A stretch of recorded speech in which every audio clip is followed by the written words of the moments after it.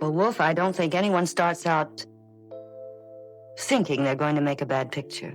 They're hoping that the director they choose, the producer, the writers, and everyone who works on the set with them will offer a bit of advice and help to overcome the weaknesses. She was Hollywood's perfect mother, adored, celebrated, untouchable. But 4 children knew exactly what was hiding behind that smile, and what they revealed would destroy her legacy forever. Abuse, lies. Going to sit down and tell the truth. Well, what happened was the truth was something that a lot of people knew, but many people were unwilling to acknowledge. And so a lot of people said, true, this is fiction, you know, that kind of thing. A black market adoption scandal involving thousands of stolen children. And a secret so dark, Crawford took it to her grave. For decades, nobody believed them. Nobody listened. Until it was too late to look away. What really happened inside that Brentwood mansion will leave you speechless. Hollywood has always had a way of creating images that feel larger than life. The studios, the publicity machines, the carefully managed press appearances, all of it working together to shape the way audiences see the people they admire. For most of the 20th century, this system was extraordinarily effective. Stars were packaged, polished, and presented to the public in a way that left very little room for doubt. What you saw on screen and in the pages of glossy magazines was what you were supposed to believe was real. And for a long time, most people did believe it. Joan Crawford was one of the most compelling products of that system. Born Lucille LeSueur in San Antonio, Texas, she came from very little.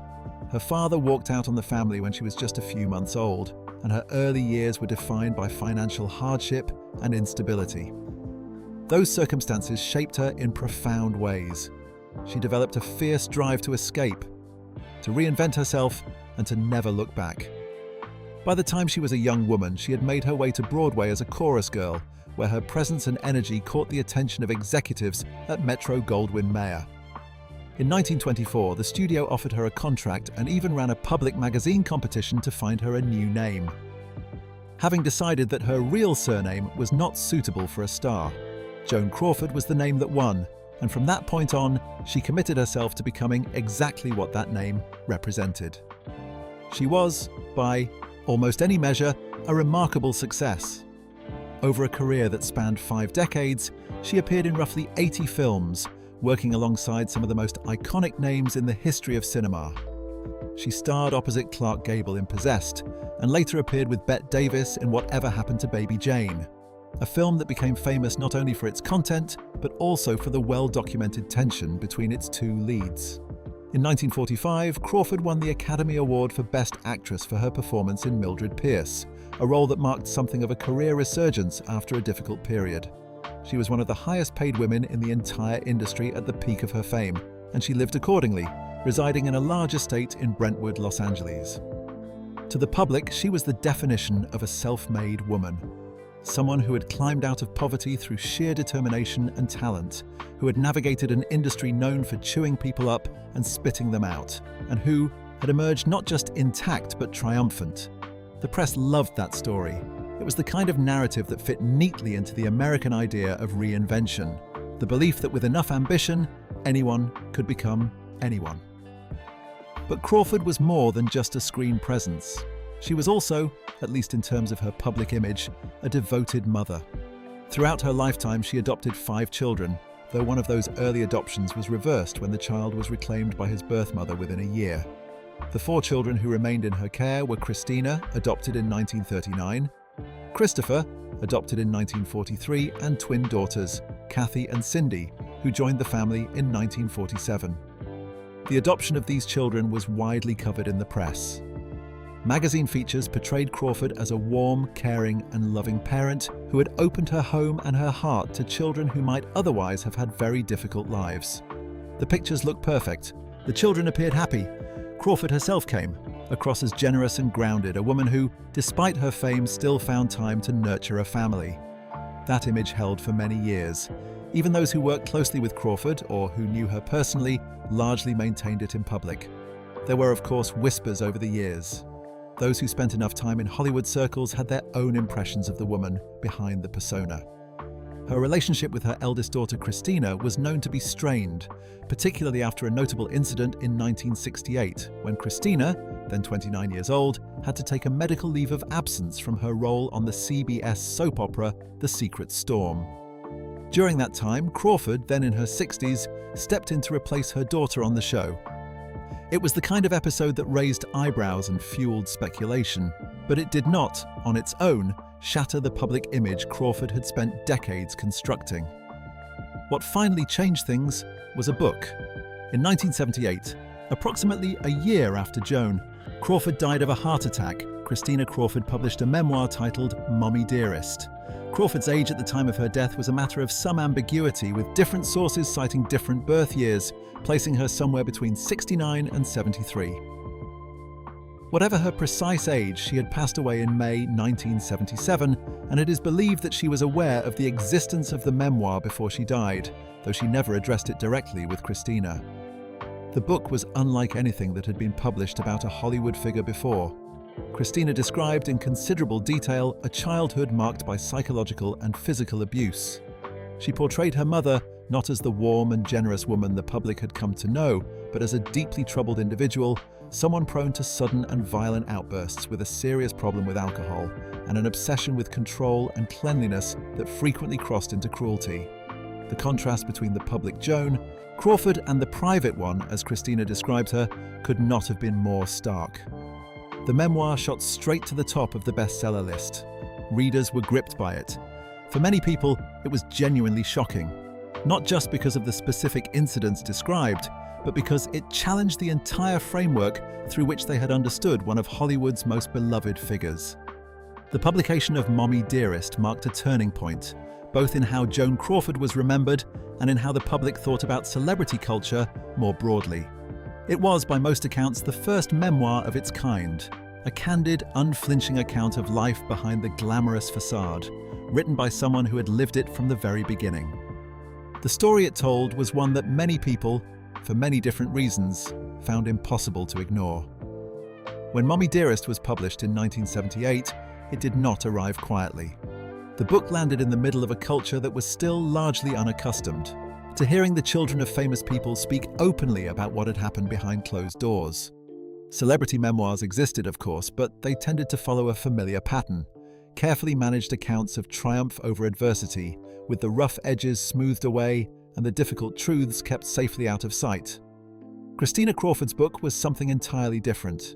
It was direct, detailed, and unflinching, and it described a version of Joan Crawford that bore almost no resemblance to the figure the public thought they knew. At the heart of the memoir was a simple but devastating argument: that the woman who had been celebrated in magazines and newspaper features as a devoted and loving mother was, in private, something else entirely. Christina described growing up in an environment defined by fear, unpredictability, and a kind of psychological tension that never fully lifted. She wrote about a mother who could switch from warmth to rage with very little warning, whose moods were shaped in part by her relationship with alcohol, and whose need for control expressed itself in ways that went far beyond the boundaries of ordinary discipline. The physical abuse Christina described was specific and graphic. One of the most well-known incidents involved wire hangers. Joan Crawford, according to Christina, had a deep aversion to wire hangers being used in her children's wardrobes and had made this explicitly clear. One night, she discovered a wire hanger among Christina's clothes. What followed, as Christina described it, was a violent episode in which Crawford pulled her daughter by the hair, struck her repeatedly around the ears, destroyed the contents of the wardrobe by tearing clothes from their hangers and throwing them to the floor, and then ordered Christina to clean up the mess. The phrase "no more wire hangers," which Christina recalled her mother screaming during the incident, eventually became one of the most recognized lines associated with Crawford's legacy, a shorthand for many people for a particular kind of uncontrolled maternal fury. That episode was disturbing enough on its own, but it was far from isolated. Christina described another incident that took place when she was around 9 years old. She was dragged out of her bed in the middle of the night by her mother, who had discovered soap streaks on a bathroom floor. Crawford then reportedly beat her over the head with a can of scouring powder. These were not isolated moments of lost temper, as Christina told it, but part of a broader pattern of behavior that shaped her entire childhood. There were also incidents of a more extreme nature. In an interview given years after the memoir's publication, Christina alleged that she had been physically strangled by Crawford and had come close to losing her life. She described how, in her view, the things her mother had done to her would have resulted in criminal charges if they had taken place in more recent times, with the protections that now exist for children. Crawford, she argued, would have faced serious legal consequences, but at the time, those protections simply did not exist. Child protection laws in the United States were not properly established until the 1960s, and the legislation specifically addressing child abuse, the Child Abuse Prevention and Treatment Act, did not come into effect until 1974. When Christina was growing up, there was very little official recourse available to a child in her situation, regardless of how serious the abuse was. She recalled going to a police officer at around the age of 13 or 14 and being told, with apparent kindness but also with an air of helplessness, that there was nothing that could be done. The officer reportedly explained that there were no laws in place to protect her and advised her to try to survive the situation until she turned 18 and could leave. It was at that point, Christina has said, that she fully understood the reality of her circumstances. She was trapped, and she knew it. Her brother Christopher's experiences were, if anything, even more troubling in some respects. Christina described how Christopher was regularly secured to his bed at night using a harness, ostensibly to prevent him from getting up to use the bathroom. He bore the brunt of their mother's behavior alongside Christina, and the two of them developed a close bond, partly forged through their shared experience of living in that environment. Christina has spoken about how important Christopher was to her during those years, describing him as someone whose presence helped her get through what might otherwise have been an impossible situation. What made all of this so difficult for many people to process was the scale of the contrast. From the outside, the Crawford household looked like something most children could only dream of. 4 children living in a large estate in Brentwood, with a mother who was one of the most famous women in the world. The magazine spreads documented birthday parties, holiday celebrations, and family outings. Joan Crawford was seen in public as generous and maternal, someone who had taken children in need into her home and given them opportunities they would never otherwise have had. The gap between that image and what Christina was describing was almost too large to comprehend. Christina has spoken about the hypocrisy of that gap with considerable bitterness. She has described how she grew up surrounded by people who projected fantasies onto her life, who assumed that because her mother was famous and wealthy, her childhood must have been privileged and happy. In reality, she has said, she had none of what those people imagined. The glamour was for the cameras. What happened away from them was an entirely different matter. The public reaction to the memoir was enormous. It sold in vast numbers and stayed near the top of the bestseller list for an extended period. Many readers responded with recognition, writing to Christina to say that her account resonated with experiences of their own. The story of abuse hidden behind a respectable public facade was not, it turned out, something that only happened in Hollywood households. It was something that happened in ordinary homes too, and Crawford's particular version of it gave people a framework and a language to talk about something that had previously been very difficult to discuss openly. Not everyone accepted Christina's account, however. From the moment the book was published, there were those who challenged it. Several people who had known Joan Crawford personally, including colleagues, friends, and the 2 younger adopted daughters, Kathy and Cindy, disputed the picture Christina had painted. They described a very different woman, someone who could be demanding and complex, certainly, but not the monstrous figure of the memoir. These counter-narratives did not stop the book from becoming enormously influential, but they did ensure that the debate around its accuracy continued for decades. In 1981, a film adaptation of the memoir was released, directed by Frank Perry and starring Faye Dunaway in the role of Joan Crawford. The film leaned into the more dramatic and theatrical elements of the story, and Dunaway's performance was intense and at times almost operatic. The result was something that occupied an unusual cultural space, taken seriously by some as a dramatization of genuine abuse, while simultaneously being embraced by others as a piece of high camp.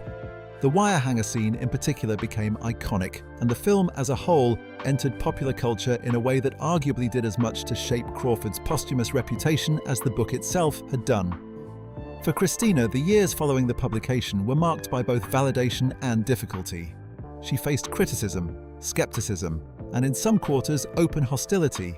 but she also found, in the response from readers and the broader conversation her book had started, a sense that what she had been through had not been entirely invisible. The memoir had done what she had set out for it to do.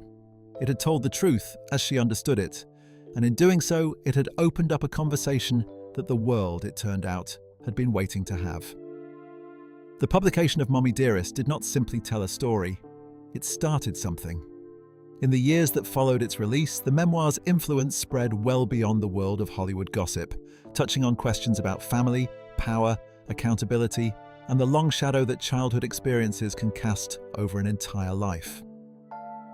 For Christina Crawford, the aftermath of publishing the book was complicated, painful at times, and ultimately transformative.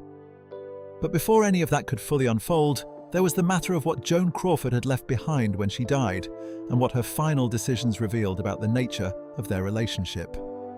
When Crawford passed away in May 1977, her will contained a provision that spoke volumes. She excluded both Christina and Christopher from inheriting any part of her estate, citing in the language of the document reasons that were known to them. She left her assets instead to her twin daughters, Kathy and Cindy, as well as to a number of charitable causes. The decision to disinherit her two eldest adopted children was widely discussed and debated at the time, and it added a layer of bitterness to an already strained set of circumstances. Christina and Christopher did eventually contest the will, and they won their claim, securing a share of the estate.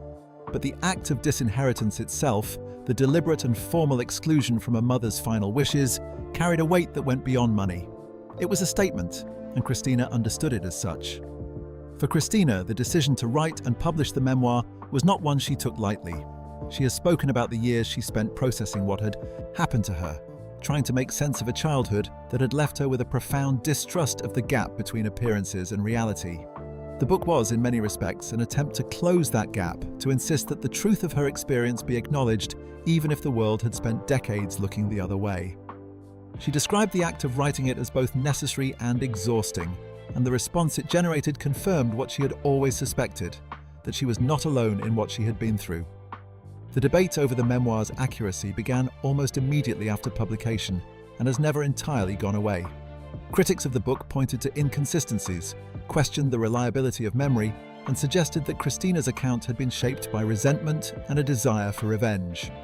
Several of Crawford's former colleagues and associates spoke publicly in defense of the actress, describing her as someone who had been a generous and thoughtful presence in their lives. The twin daughters, Kathy and Cindy, were among the most vocal in challenging their sister's version of events. Their own experience of growing up in the Crawford household, they argued, had been fundamentally different from the one described in the memoir. They spoke of a mother who was loving and attentive, and they expressed deep discomfort with what they felt was a damaging and inaccurate portrayal of a woman who could no longer speak for herself. This division within the family illustrated something important about the nature of the story itself. The fact that two sets of siblings could come away from the same household with such radically different accounts was not, in itself, evidence that either side was lying. Children in the same family can have genuinely different experiences, shaped by age, temperament, timing, and a whole range of other factors. Christina and Christopher were the older children, adopted earlier, and their years in the household overlapped with a period in Joan Crawford's life that was marked by particular pressures. The twin daughters arrived later, by which point some of those pressures had changed.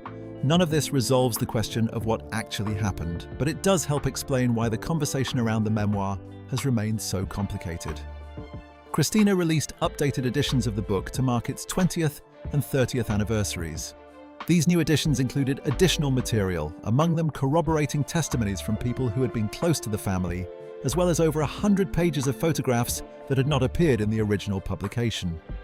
The effect of these updates was to reinforce the sense that Christina stood firmly behind her account and was not prepared to soften or retract it in the face of criticism. She had told her story once, and she continued to tell it with the same conviction. Other books emerged over the years that sought to offer alternative perspectives on Crawford's life and character. Biographies such as Not the Girl Next Door and Possessed painted more nuanced portraits of the actress, acknowledging her considerable flaws while also contextualizing them within the pressures of her particular life and era. These works did not simply dismiss Christina's account, but they did push back against the idea that it represented the complete and final truth about who Joan Crawford was as a person. The picture that emerged from this accumulation of accounts was messy and contradictory, as the truth about any complex human being tends to be. One of the factors that various writers and commentators have pointed to in trying to understand Crawford's behavior is the arc of her career. At the height of her fame in the 1940s, she was one of the most powerful women in Hollywood. But that power was not permanent. As she moved into her late 30s and 40s, the industry began to shift its attention elsewhere. In 1938, she was among a group of stars publicly labelled as box office poison by a group of cinema owners and exhibitors, a designation that was as brutal as it was blunt. For a woman who had built her entire identity around her professional success and who had clawed her way up from nothing to reach the top, that kind of public dismissal was devastating. Her sense of self-worth, which had always been closely tied to her status and visibility, took a serious hit, and the effects of that appear to have rippled into her private life in significant ways. Crawford's relationship with alcohol became more pronounced as her career declined, and her fits of anger and her obsessive behavior around cleanliness and order grew more intense. Christina has described how the atmosphere in the household shifted during this period, how the unpredictability increased, and how the gap between the polished public performances and the reality of life at home became wider and more difficult to navigate.